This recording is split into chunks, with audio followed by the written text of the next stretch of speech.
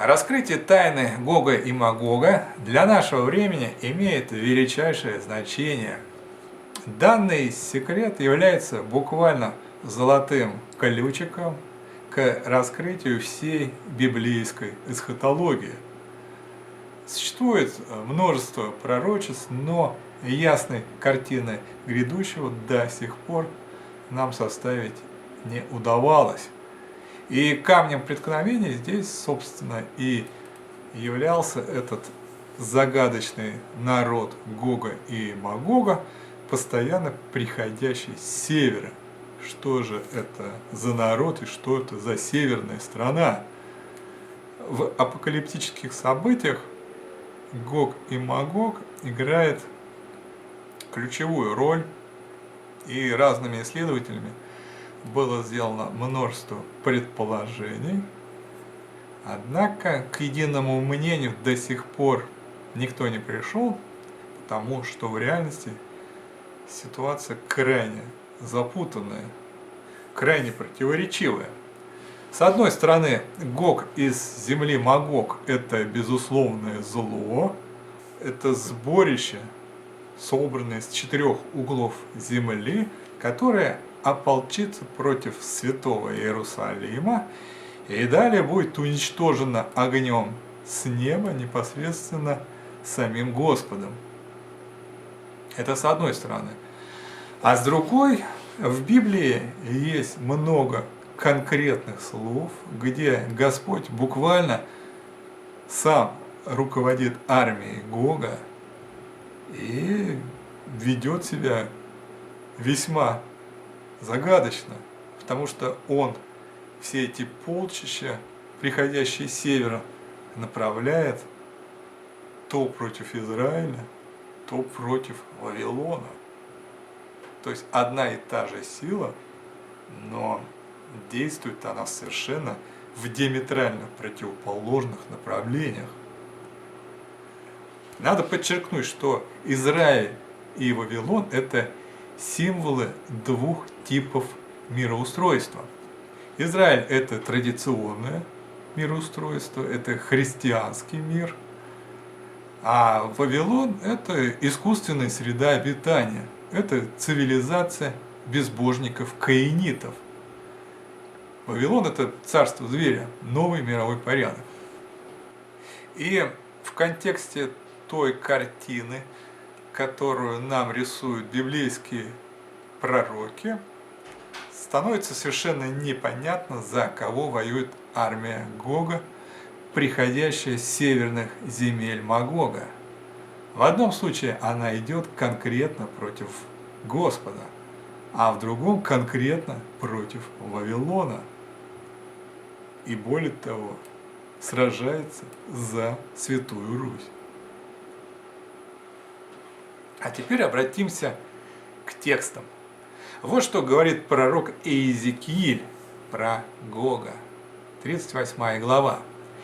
«И пойдешь с места твоего от пределов севера, ты и многие народы с тобою, все сидящие на конях, сборище великое и войско многочисленное, и поднимешься на народ мой, на Израиля, как туча, чтобы покрыть землю.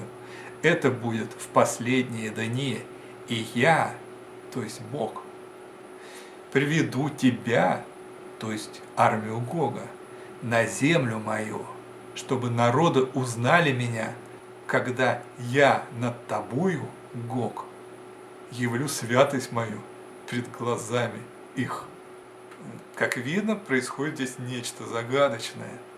Здесь Господь конкретно выступает на стороне Гога и против Израиля. Чудовищные полчища, приходящие с севера, используются в качестве некой катастрофической силы, которая обрушивается на Израиль, а не на Вавилон. И обрушивается она, чтобы явить святость. Однако уже в следующей 39 главе ситуация меняется диаметрально. «И поверну тебя, и поведу тебя, и выведу тебя от краев севера, и приведу тебя на горы Израилевы, и выбью лук твой из левой руки твоей, и выброшу стрелы твои из правой руки твоей. Пойдешь ты на горах Израилевых, ты и все полки твои, и народы, которые с тобою». Вот такая загадочная история. Если в первом случае Господь использует полчище Гога конкретно против Израиля, то во втором те же полчища опять приходят на горы Израилевы, но не для того, чтобы явить святость, а для того, чтобы найти здесь свою погибель. Таким образом, решить, на чьей же стороне выступает сокрушительная армия Гога, пока не представляется возможности. Аналогичную ситуацию мы наблюдаем у пророка Иаиля. Глава 2.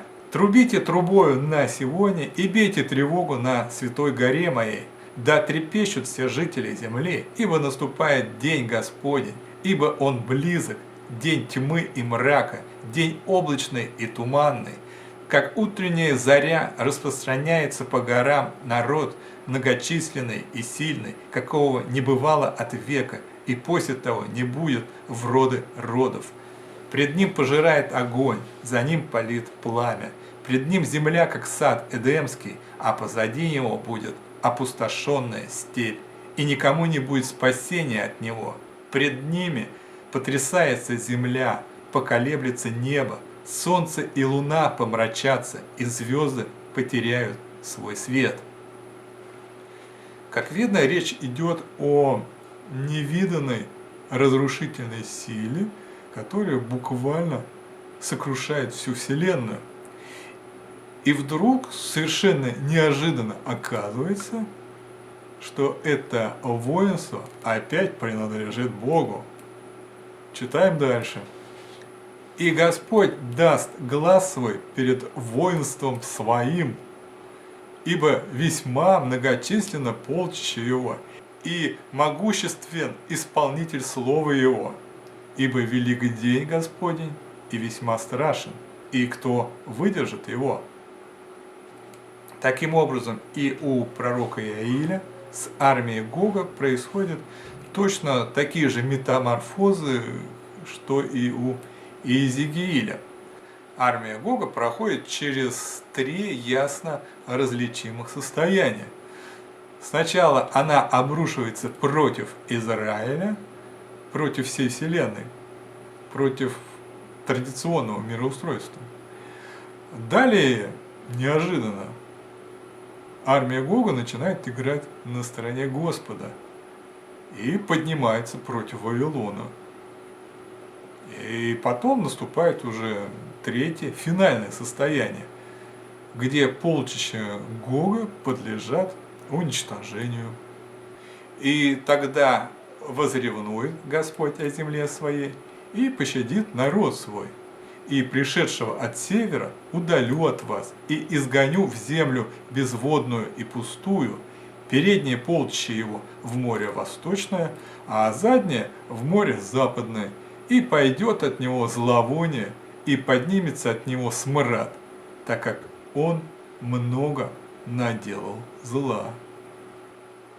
Вот такая загадочная история. Перейдем к пророчествам Иеремии. Здесь картина совершенно такая же, как и у первых 2 пророков. Сначала чудовищная армия Гога приходит с севера и опустошает Израиль. Потом эта же сила начинает служить на стороне Бога. И теперь таинственный Гог опустошает Вавилон. Итак, этап 1. Армия Гога идет против Израиля. «И сказал мне Господь: от севера откроется бедствие на всех обитателей сей земли. Ибо вот я призову все племена царств северных, говорит Господь, и придут они, и поставят каждый престол свой при входе в ворота Иерусалима. Так, говорит Господь, вот идет народ от страны северной, и народ великий поднимается от краев земли, держит в руках лук и копье, они жестоки и немилосердны. Голос их шумит, как море, и несутся на конях, выстроены, как один человек, чтобы сразиться с тобою, дочь Сиона. От Дана слышен храп коней его, от громкого ржания жеребцов его дрожит вся земля, и придут, и истребят землю, и все, что на ней, город и живущих в нем. Ибо вот я пошлю на вас змеев, василисков, против которых нет заговаривания, и они будут уязвлять вас, говорит Господь. Здесь зловещий Дан, приходящий с севера, выступает на стороне разрушительной армии Гога и Магога, и действует он конкретно против Израиля. Однако далее происходит уже знакомая нам метаморфоза, и теперь вселенская разрушительная мощь Гога диаметрально разворачивается и обрушивается на Вавилон. Бегите из среды Вавилона и уходите из халдейской земли, ибо вот я подниму и приведу на Вавилон сборище великих народов от земли северной, и расположится против него, и он будет взят. Ибо от севера поднялся против него народ, который сделает землю его пустынью, и никто не будет жить там, от человека до скота, все двинутся и уйдут. А вот такая абсолютно детективная история. На чьей же стороне выступает эсхатологические полчища Гога и Магога?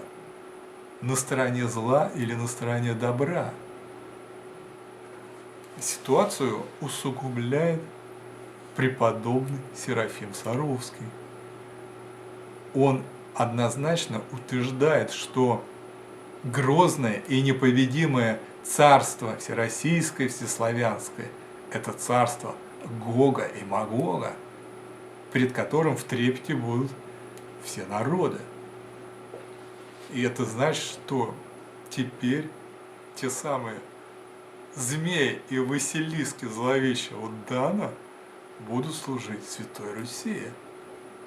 Итак, мы определили, что грандиозная армия Гога не имеет определенной мировоззренческой направленности. Это буквально получается, что армия каких-то наемников, что ли. В зависимости от ситуации она ротоборствует то против народа Божьего, то наоборот, за народ Божий и против Вавилона. И эта странная закономерность конкретно подчеркивается пророком Иезекиилем. Сравним отрывки из 6 и 50 глав. Они буквально идентичны. Разница лишь в том, что в первом случае ополчение, приходящее с севера, является исключительно народным, и направлено оно против Сиона, то есть против Божьего мироустройства. Во втором же случае в тексте есть небольшие изменения, и они касаются того, что ополчение состоит не только из народов, но еще и из царей. И теперь оно поднимается уже против Вавилона, против царства зверя. Раскрытие тайны Гога и Магога стало самым удивительным открытием за все время нашего исследовательского проекта.